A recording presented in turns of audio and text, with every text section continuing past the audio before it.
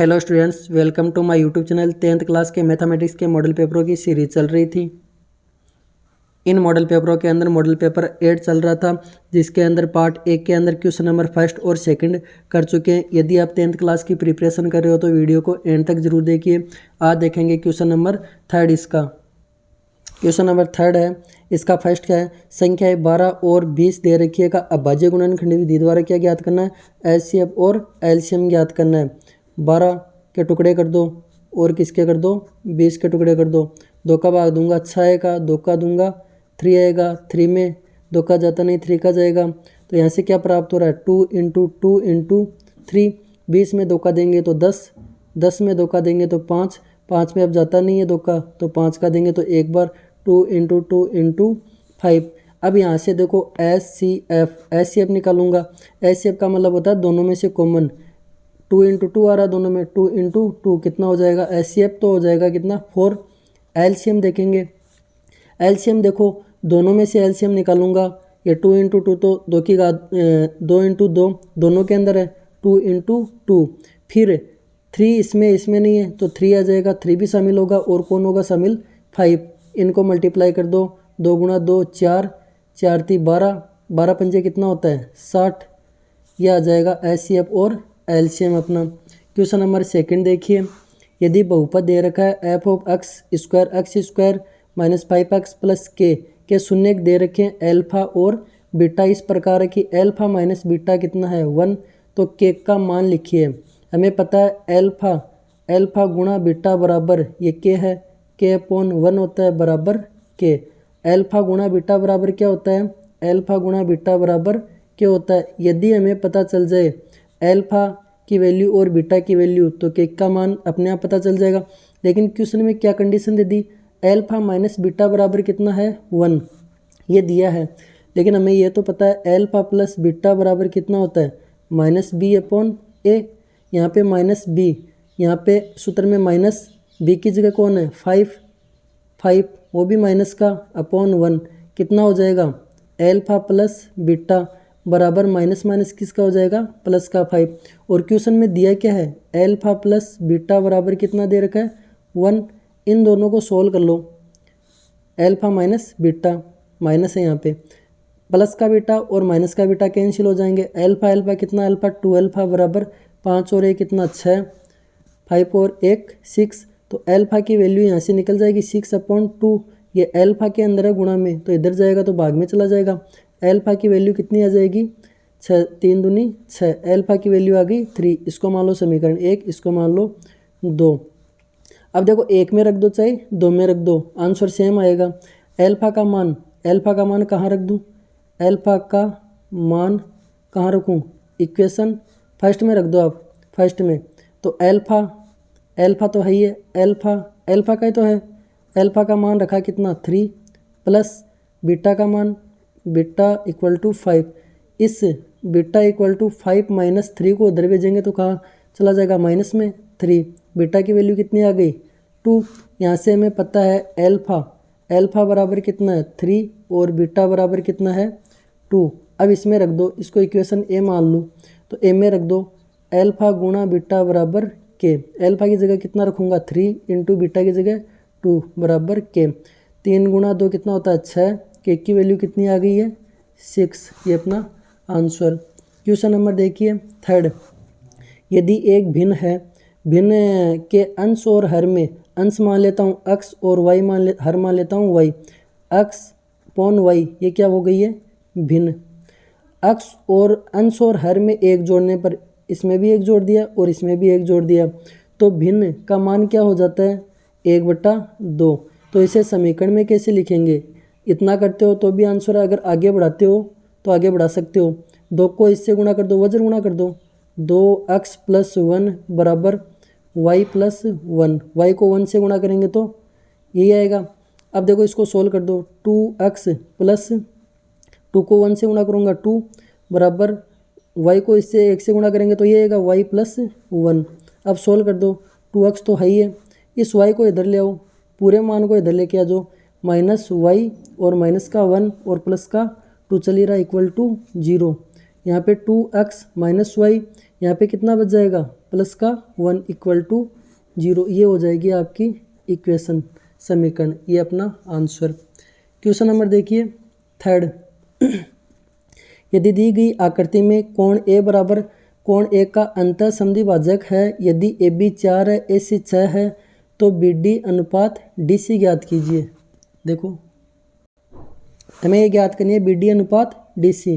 देखो एक तो त्रिभुज ये ले लूँ मैं, त्रिभुज ए बी डी, एक तो त्रिभुज ए बी डी लिया है, एंड एक त्रिभुज कौन सा ले लिया, त्रिभुज ए सी डी।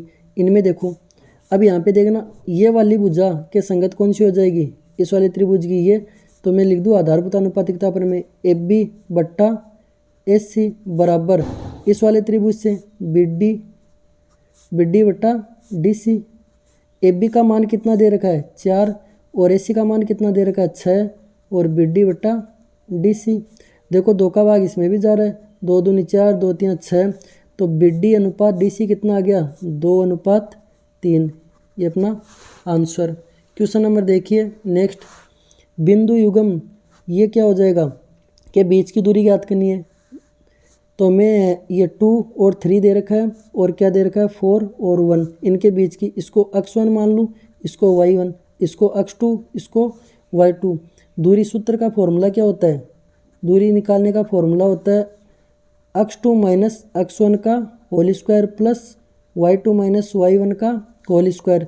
वैल्यू रख दो, अंडर रूट x2 की जगह कितना है 4, माइनस x1 की जगह कितना है 2 का होल स्क्वायर, प्लस y2 की जगह कितना है 1, माइनस y1 की जगह कितना, सूत्र में माइनस है तो माइनस y1 की वैल्यू कितनी है 3, इसका स्क्वायर। इसको आगे सोल्व कर दो, बराबर 4 में से 2 गया कितना बचेगा 2 का स्क्वायर, प्लस 3 में से 2 गया माइनस का 2 का स्क्वायर। तो यहाँ से सोल्व करेंगे तो 2 का स्क्वायर कितना होगा 4, प्लस माइनस 2 का स्क्वायर कितना है प्लस का 4, कितना हो जाएगा √8। √8 को ऐसे लिख सकता हूँ क्या मैं 2 × 4, 4 का पूरा वर्गमूल होता है कितना 2, और ये √2 अंदर बच गया रूट के अंदर, ये हो जाएगा दूरी मात्रक, अपना ये आंसर। क्वेश्चन नंबर देखिए नेक्स्ट। एक गोले का पृष्ठीय क्षेत्रफल, गोले का पृष्ठीय क्षेत्रफल का फॉर्मूला क्या होता है 4πr²। इसके बराबर दे रखा है कितना 100 पाई, तो उसकी त्रिज्या ज्ञात कीजिए। r का मान ज्ञात करना है।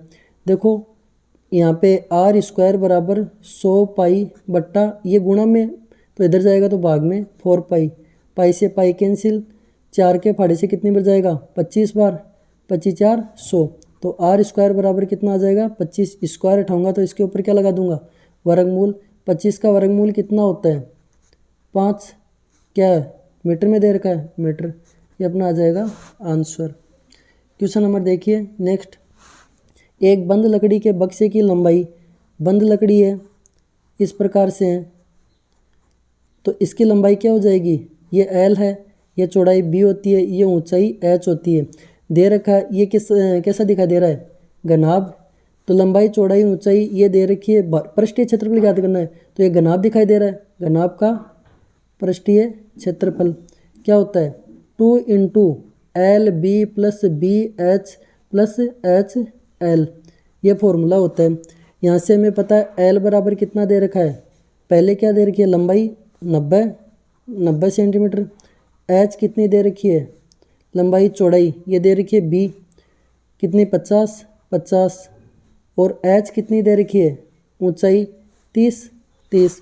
यहाँ मान रख दो इसके अंदर फॉर्मूले में 2 × L की जगह कितना LB, L गुणा B 90 गुणा 50 प्लस 50 गुणा BH 50 गुणा 30 प्लस HL 30 गुणा 90।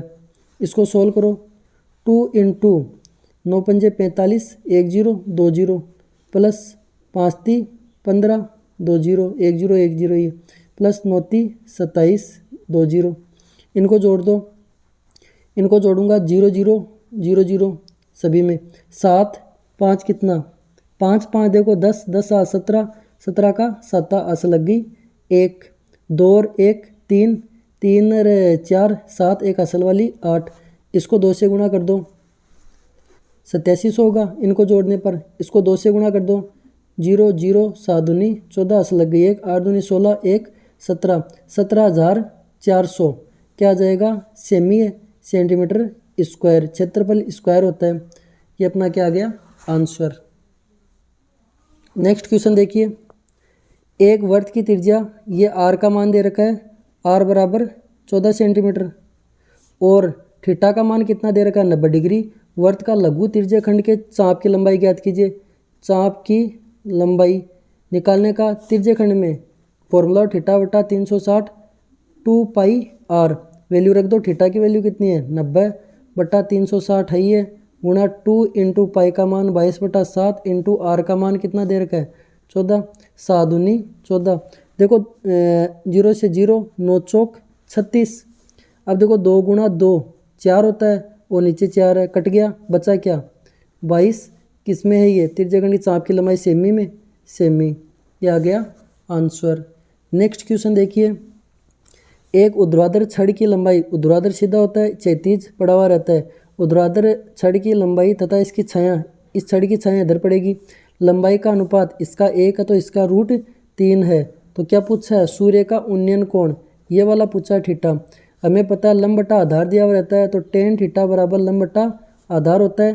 टेन थीटा बराबर लंब का मान 1, आधार का मान √3। टेन में 1 बटा √3 कितने की वैल्यू होती है टेन 30 डिग्री की, टेन 30 डिग्री।